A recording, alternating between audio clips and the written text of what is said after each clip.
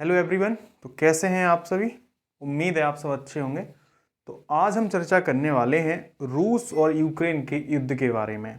आखिर रूस और यूक्रेन दोनों देश आपस में क्यों लड़ रहे हैं, क्या वजह है, क्या कारण है, आखिर कैसी दुश्मनी है इन दोनों के बीच में जो आपस में ये लड़ रहे हैं। तो उन्हीं सब के बारे में आज चर्चा हम करने वाले हैं। तो चलो स्टार्ट करते हैं। तो सबसे पहले हम जानते हैं कि यूक्रेन देश कैसे बना और यूक्रेन है किसका हिस्सा और किसका था। तो दरअसल बात यह है कि वर्ष 1917 में यूक्रेन रूस से ही आज़ाद होकर अलग नया देश बना था, लेकिन 1920 में यूक्रेन रूस में फिर से शामिल हो गया। आखिर क्यों? क्योंकि रूस उस समय एक शक्तिशाली देश था, जबकि यूक्रेन अपने पैरों पे उसी समय खड़ा नहीं हो सका। 1917 में आज़ाद हुआ, 1920 में क्या हुआ था, फिर से विलय हो जाता है यूनाइटेड किंगडम में। वर्ष 1991 में यूनाइटेड किंगडम फिर से टूटता है और टूटने के साथ 15 नए देश बनते हैं। जब 15 नए देश बनते हैं तो उन 15 नए देशों में एक यूक्रेन भी होता है।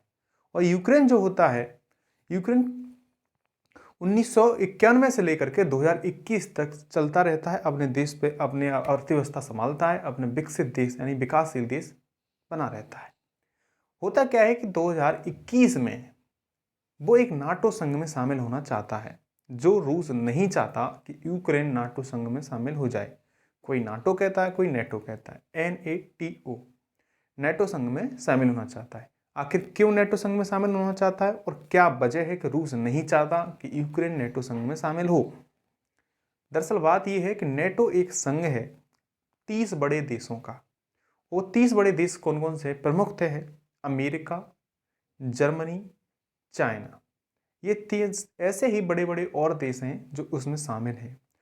उसमें ये संधि है कि अगर कोई देश हम 30 में से यानी हमारी जिसकी सदस्यता है नेटो संघ की, उन पर कोई भी विपत्ति आती है, कोई भी आपदा आती है, कोई भी कैसी भी परेशानी आती है किसी भी परिस्थिति के कारण, तो हम सभी एक दूसरे का साथ देंगे।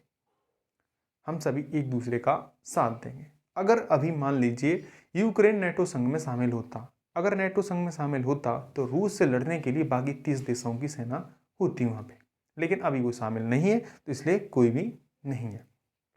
तो पहली बात तो यह है कि रूस चाहता है कि यूक्रेन नेटो संघ में शामिल न हो। इसलिए अच्छा, वो क्यों चाहता है कि नेटो संघ में शामिल न हो? वो इसलिए चाहता है कि रूस के पड़ोसी और जो देश हैं वो पहले से ही नेटो संघ में शामिल है। अगर यूक्रेन भी नेटो संघ में शामिल हो जाता है तो होगा क्या कि बाकी 30 देशों की सेना, अमेरिका, चाइना और जर्मनी और भी 2 देश हैं, उनकी सेना कहाँ आ जाएंगी? यूक्रेन की पूर्वी सीमा पर। और पूर्वी सीमा किससे टच करती है? रूस से, जो रूस के लिए हानिकारक होगा और रूस की सुरक्षा व्यवस्था में कमजोरी पैदा होगी और रूस अपनी सुरक्षा को और ज़्यादा मजबूत नहीं कर सकेगा। इसलिए वो चाहता है कि किसी भी वजह से यूक्रेन नेटो संघ में शामिल न हो। अच्छा, और भी जो पड़ोसी देश है वो पहले से शामिल हो चुके हैं, शायद किसी कारणवश उसे नहीं रोक सका, लेकिन यूक्रेन को चाहता है कि वो न जाए। और दूसरा पॉइंट ये भी है कि अभी हाल ही में 2021 में यूक्रेन में अलगाववादी समर्थित क्षेत्र, पूर्वी जो क्षेत्र है यूक्रेन का, वो अलगाववादी समर्थित क्षेत्र है और उसमें रूस ने हस्तक्षेप करके 2 नए देश बना दिए, डोनहास्क और लोहांस्क। डोनहास्क और लोहांस्क 2 नए देश बना दिए। उन 2 नए देश किसी दूसरे देश में जाकर के रूस ने बना दिए यूक्रेन में।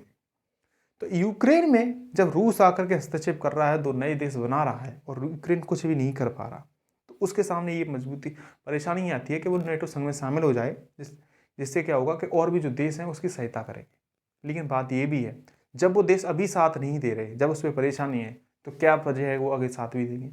जब आपकी अर्थव्यवस्था अभी गड़बड़ा जा रही है, आप इतने पीछे चले गए इस युद्ध के बाद में, तो क्या फ़ायदा है आप किसी दूसरे देश में शामिल हो, किसी दूसरे संघ में शामिल हो? वो आए दिन खबर करता है कि भारत इस युद्ध को रुकवा सकता है। अच्छा, भारत क्यों नहीं चाहता कि ये युद्ध रुके और किसका साथ देना चाहता है? तो भारत हमेशा साथ देगा रूस का।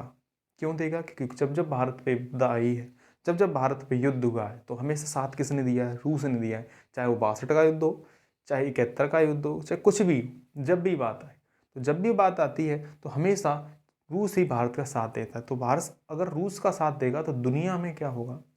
दुनिया उसके खिलाफ होगी, यानी पूरे देश और भी जो देश हैं वो खिलाफ होंगे कि आपने एक मजबूत देश का साथ दिया है।